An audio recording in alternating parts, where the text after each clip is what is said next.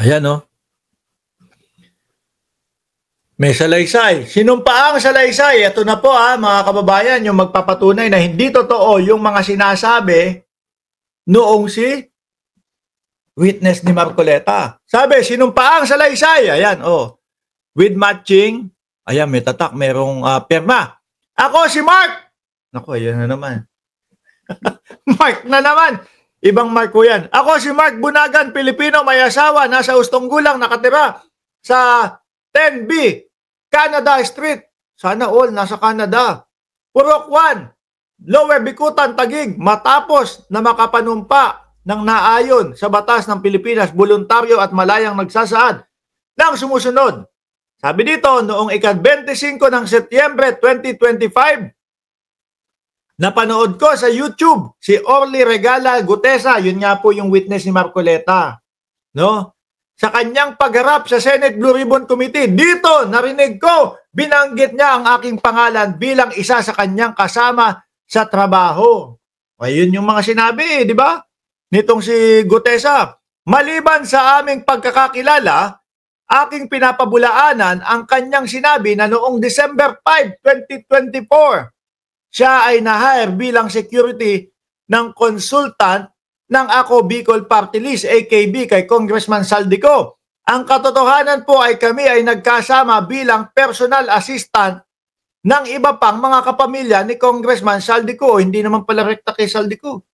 Pebrero 2025 hanggang siya ay di na pumasok ng Agosto 2025. Hindi naman pala doon. Naku po. Mali ito. Yari ka ngayon. At mukhang makukulong din ito dahil sa mga ganyang ginagawa niya. Tapos mag-iiyakan. Ayun, naku, tingnan nyo, si Grijaldo, kinulo doon sa Congress, ang haba-habang panahon. Nag-iiyakan mga DDS doon kay Grijaldo eh. Sa buong panahon na kami magkasama sa trabaho, wala akong natatandaan, naririnig, o nababasa ukol sa umano'y pagdadala ng mali-maletang pera at sa iba't ibang lugar. Napansin ko din mga bossing, bago yung, bago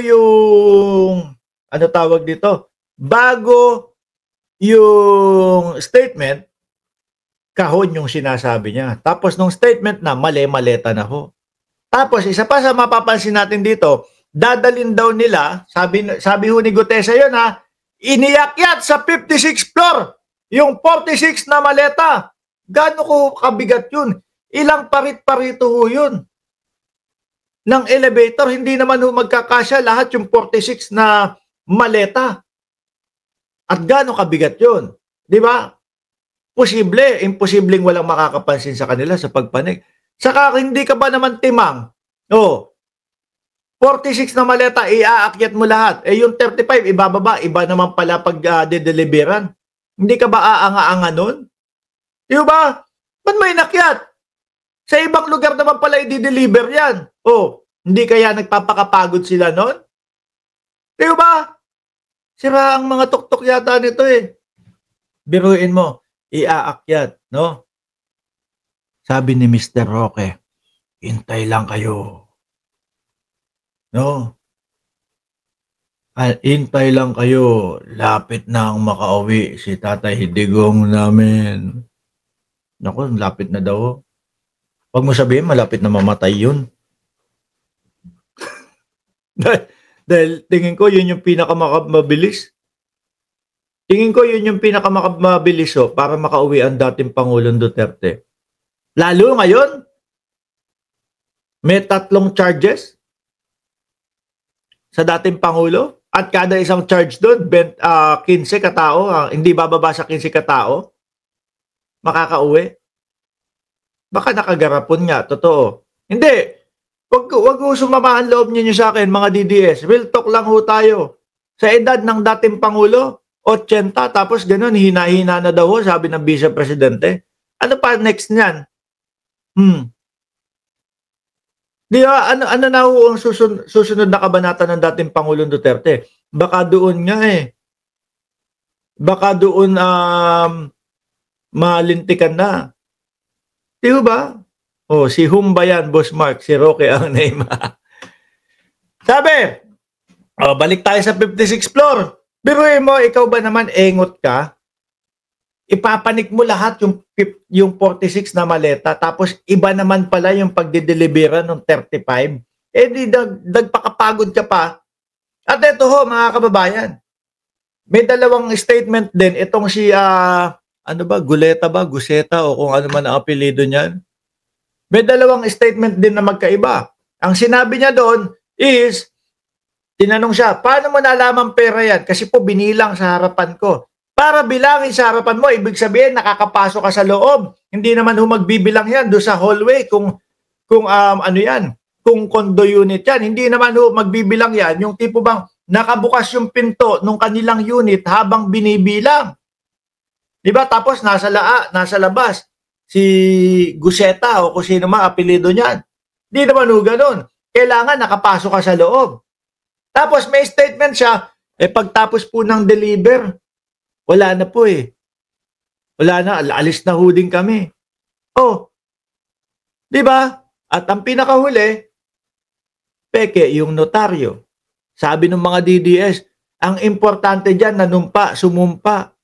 Nandoon pa din yung pagtatangka na lokohin ang mamamayang Pilipino, na lokohin yung gobyerno ng Pilipinas, na lokohin yung Senate Blue Ribbon Committee. Nandun pa din po yung pagtatangka.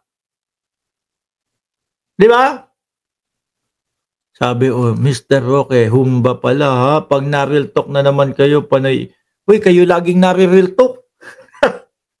Sabi nyo dati, ang yabang mo, Mark Ramos, ICC ka ng ICC. Nasa na yung ICC?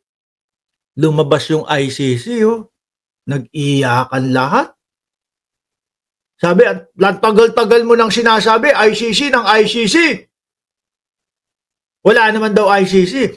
Sinundo, mga kababayan, doon sa eroplano ni General Torre, iyakan lahat. Di ba? Ganon din kay Kibuloy.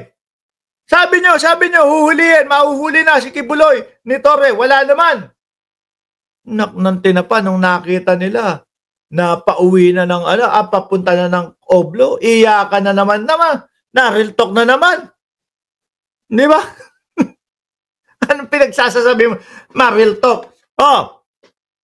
Malaya kong isinagawa ang salaysay na ito upang pabulaanan na mali ang pahayag ni Orly Regala Gutesa at patunayan na ang aking mga sinasabi o sinabi, nakahanda akong humarap sa Senado anumang hukuman. O ano pamang pagdinig upang patunayan ang mga nakasaad sa salaysay. At hindi lang isang tao yan, mga boss. Dalawa yan. Ayan pa si Alan P. Colesio noong 25 patungkol sa kanyang pagharap sa Blue Ribbon. Nagkasama lamang kami ni Orly Gutesa simula noong ika-5 ng Pebrero, Agosto bilang mga personal assistant ng mga kamag-anak ni Saldico. Di ba? Wala din.